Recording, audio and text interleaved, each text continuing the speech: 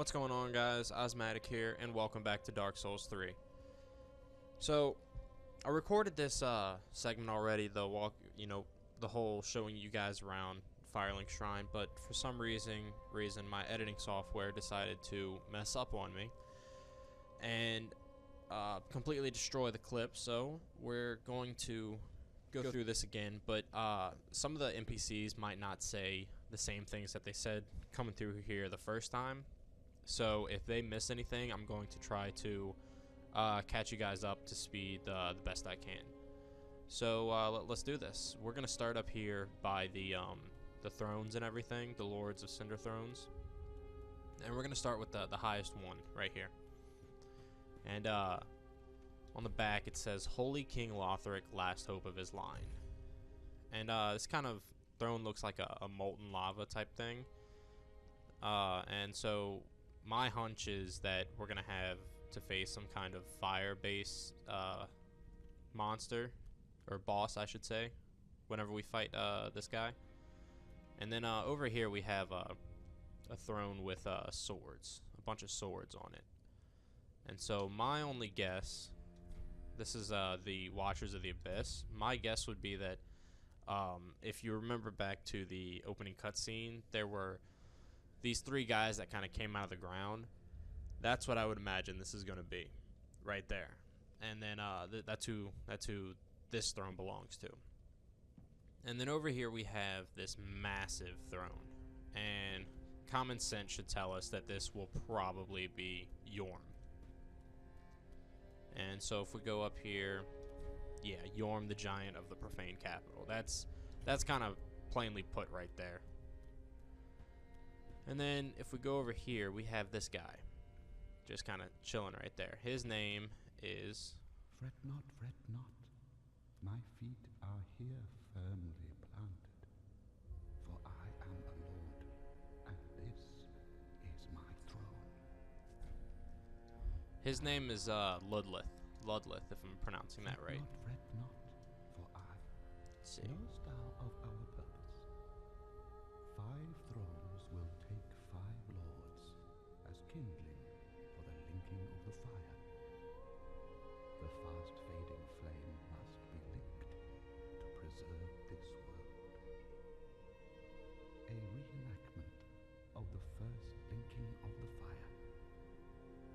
So it is, I became a lord of Cinder. I may be but small, but I will die a colossus. So my biggest thought with that phrase right there, I may be small but I will die a colossus, is the fact that if we do have to face him, that he's going to become maybe a giant like Yorm or of some sorts.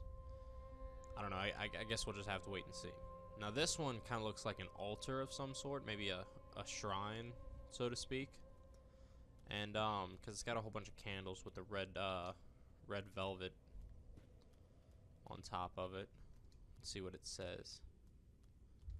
Saint Aldrich of the Deep.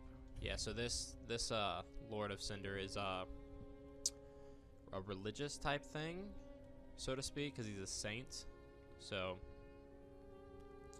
but yeah, basically what he's telling us to do is that guy, what Ludleth is telling us to do is we have to bring the Lords of Cinder back to their thrones. That's pretty much the main goal of this game. Now, over here we have our beautiful Firekeeper. Ashen One, produce the coiled sword at the bonfire. The mark of ash will guide thee to the land of the Lords, to Lothric, where the homes of the Lords converge. Alright, so I think she's telling us basically to use the bonfire to go to the high wall of Lothric. That's what she's telling us, because if we see here we travel, that's where we can go. That's what she's telling us. This is where we are. That was the first boss. This is where she's telling us to go. Asher produced the mark of ash will guide thee to Lothric, where the home... Ashen One, to be unkindled is to be a vessel for souls. sovereignless souls will become thy strength. I will show thee how. Ashen One, bring me souls plucked from their vessels. And right there, she's just basically telling us how to level up. That's all it is, telling us to go kill things, take their souls, and bring them back to her. Now over here we have this guy. He's just kind of chilling right here on the stairs.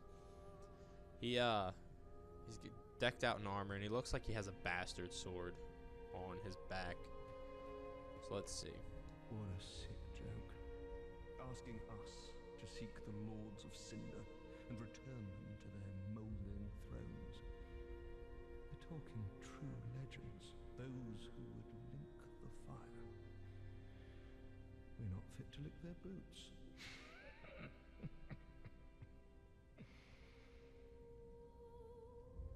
What a sick joke. Asking us. They're talking. Yeah, this guy is just a half glass full kind of person. He doesn't like the fact that we, the undead, are asked to bring the Lords of Cinder back to their thrones. He holds the Lords of Cinder up on a level of God, basically, and we're just peasants. So he doesn't think that we're any match for them. But knowing full well that we are capable of doing this, we will show him how it's done. But moving on back here, we have this lady sitting in a chair surrounded by, looks to just be pots and stuff. Ah, well met, Ashen One. How may I be of service? And she's basically just the your starting merchant. That's pretty much what she is. Knowest thou of that soppy gossip? That cordial intrusion layeth the path to embers? And so thou art in need of a soapstone, Ashen One. Then thy pockets will overflow with souls to trade to me.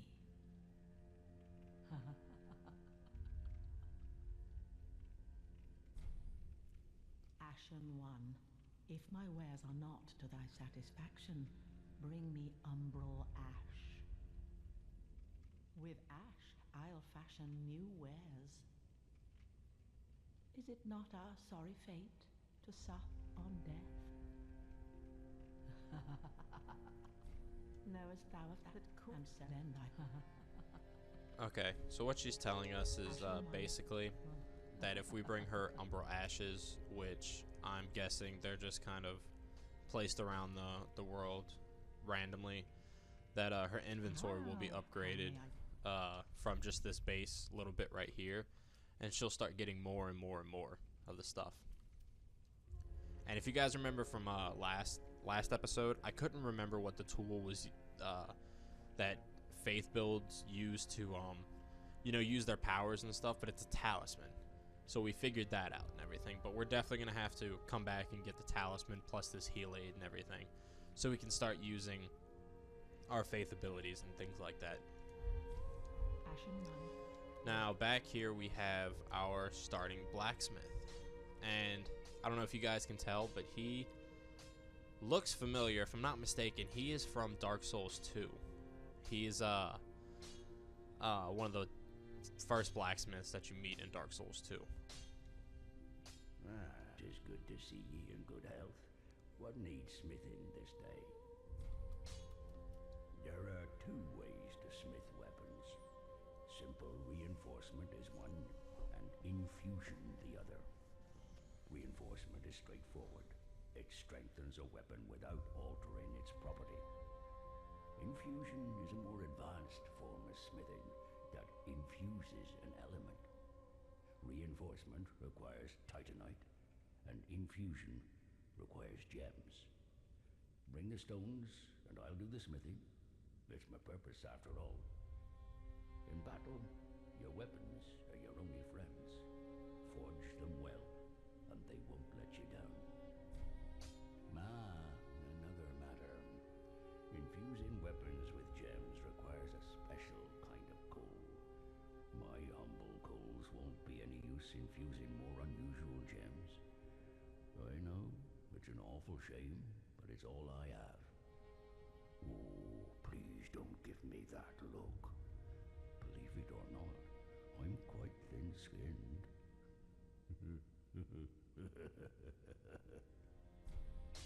Oh, by the way, if you find any Estus shards, bring them here. They can be used to reinforce either of your Estus flasks. Without those flasks, you'd want for life or focus. And they'll always stay with you. Why not treat them well? Huh? Okay, so basically all we're learning But from you him be careful, I is don't want to see my work squandered. we're learning basically that he can do two it's types good of buddies. upgrading. So we have the reinforced weapon with, you know, titanite shards, chunks, and slabs and things like that. And then we can infuse a weapon with if you guys remember, we brought the fire gem with us as our starting gift and everything, and that's what infusing is. You can do fire gems, magic, lightning, dark, critical, different things like that. And then the reinforcing Estus flash shards with the shards and everything. That's for like whenever we pick them up, we come and it'll increase the number of Estus flasks we have, and also these new flasks, Ashen Estus flasks. And what this is for is, if you guys look at the top left-hand corner, there's this blue bar, and basically that's your mana points, and the Ashen Estus flask restores it. So you no longer have a set number of uses. It's just as much mana points as you can use. So over this way we have what looks to be just a plain corridor and everything, but knowing Dark Souls, this is used for something. And then these stairs just lead straight back up to the main room.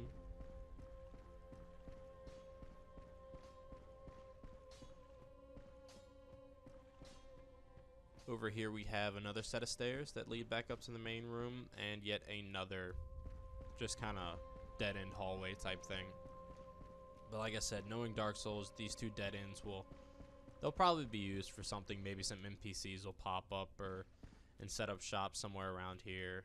Who knows? We'll just have to see later down the line. Now, if we go back up top of these stairs, we can go outside. And if you guys remember from last episode, over this way was where we got this Uchigatana that we have. And because I'm not sure if it's a male or a female.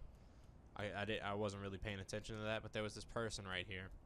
And we killed them and took the Uchigatana plus the clothes that we have on. The bracers on our arm and the chest piece. And this is obviously locked. It doesn't open from this side.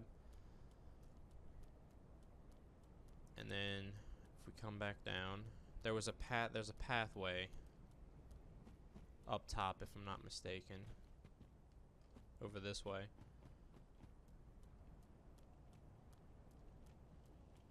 We go back inside Firelink Shrine, and then we go up these stairs. There's a pathway that kind of looks like Yorm from the cutscene. Kind of looks like Yorm.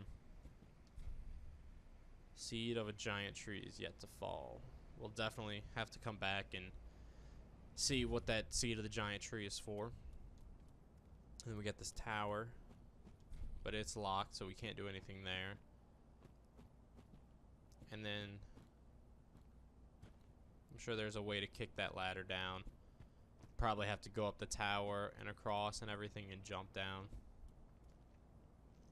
But we have an item up there. I wonder if we can see if we can jump up there. No. Maybe if we run up this tree.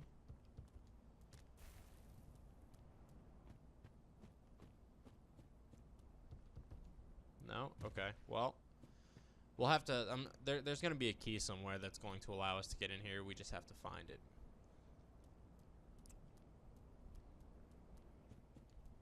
But let's see. Looks like a pathway.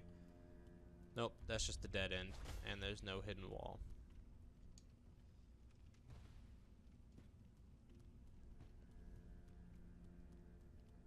well, ladies and gentlemen, that is all of Firelink Shrine.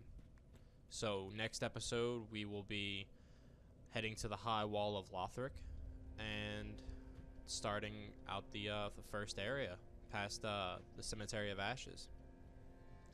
But until next time, ladies and gentlemen, if you enjoyed today's video, go ahead and smash that like button for me. And if you want to see more Dark Souls 3 playthroughs, just go ahead and subscribe for more. And as always, guys, have a great day.